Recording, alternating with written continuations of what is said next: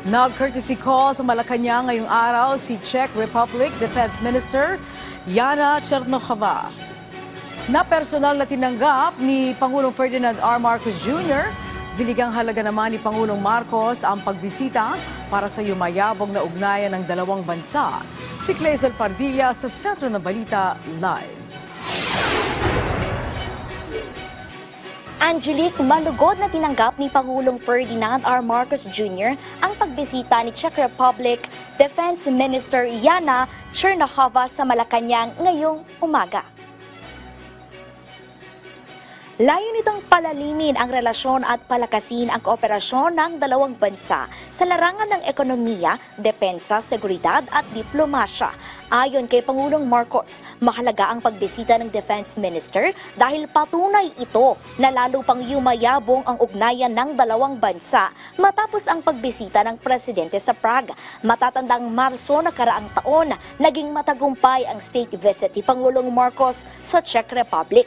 Nalagdaan ang mahalagang kasunduan gaya na lamang ng joint communique na naglalayong magtatag ng labor consultation mechanism sa pagitan ng Department of Migrant Workers at Czech Ministry of Labor and Social Affairs. Importante ito lalo't nasa 7,300 na mga Pilipino ay nagtatrabaho sa Czech Republic. Napirmahan din ang Memorandum of Understanding na nagpapasigla sa kalakalan at pamumuhunan ng dalawang bansa.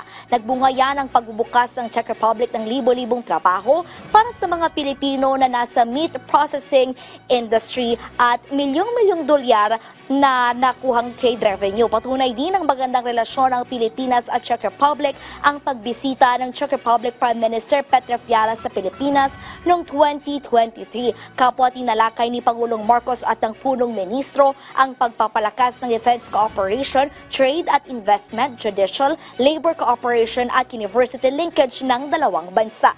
Samantala, Angelique, mula sa Malacanang, inaasahang magtutungo si Pangulong Marcos sa Dumaguete, Negros Oriental para pangunahan ang kampanya ng Alyansa para sa Bagong Pilipinas. Yan muna ang pinakahuling balita mula rito sa Malacanang. Balik sa iyo, Angelique. Okay, maraming salamat sa iyo, Clazel Pardilla.